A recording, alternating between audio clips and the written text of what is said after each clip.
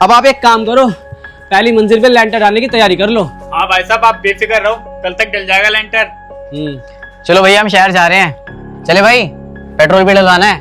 तो भाई रुकना यार, तुम्हें आए हुए 2 घंटे नहीं हुए, तुम तो ऐसे चल दिए जैसे मेहमान हो। अरे यार ये तो मत भूलो, ये घर तुम्हारा भी तो है। अरे रुक कर क्या करेंगे, हम तो बस ये देखने आए थे कि हमारे हिस्से की जमीन पे आपने लैट्रिन बाथरूम तो नहीं बनवा लिया।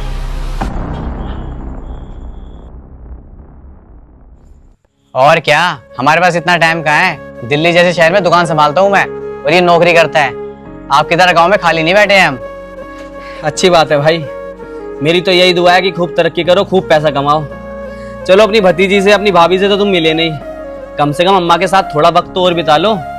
अरे शहर में पैसे कमाने के चक्कर में गांव और घर परिवार तो मत भूलो। अरे क्या करेंगे अम्मा के साथ बैठकर, इन बुजुर्गों ने तो सारा काम खराब किया है। अगर हमारे बाप दादा कुछ कमा धमा कर जाते तो हमें शहर में धक्के थोड़ा ना खाने पड़ते। वो तो अच्छा हुआ छोटे कि हमने शहर में मेहनत कर ली, थोड़ा कमा धमा लिया, जो अमीर बन भी गए। अगर हम बाप दादा के चक्कर में रहते ना तो हम भी इनकी तरह गरीब ही रह जाते। हाँ भैया, आप बिल्कुल सही कह रहे हो। अच्छा, तो तुम ये कहना चाहते हो कि हम अपने बाप दादा की वजह से गरीब बने हैं? अच्छा मुझे ये बताओ, जब हमारे बाप दादा जिंदा थे उस वक्त हमारे पास जमीन कितनी थी, बोलो? उस वक्त जमीन करीबन 600 गज का तो अपने घर ही था, और शायद खेतों की जमीन 5-5.5 बीघे थी। नहीं भैया, 6 बीघे थी। हाँ 6 बीघे जमीन थी उस वक्त हमारी, जिसमें से 2-2 बीघे जमीन तुम अपने हिस्से की बेच के शहर चले गए थे, और 100 गज जमीन इस घर में से तुमने बेच दी थी, है ना, अपने हिस्से की। अब मुझे ये बताओ कि जब हमारे बाप दादा जिंदा थे उस वक्त हमारे ऊपर कोई कर्जा था? नहीं, उस वक्त कोई कर्जा तो नहीं था। अच्छा, और अब तुम दोनों के ऊपर कोई कर्जा है?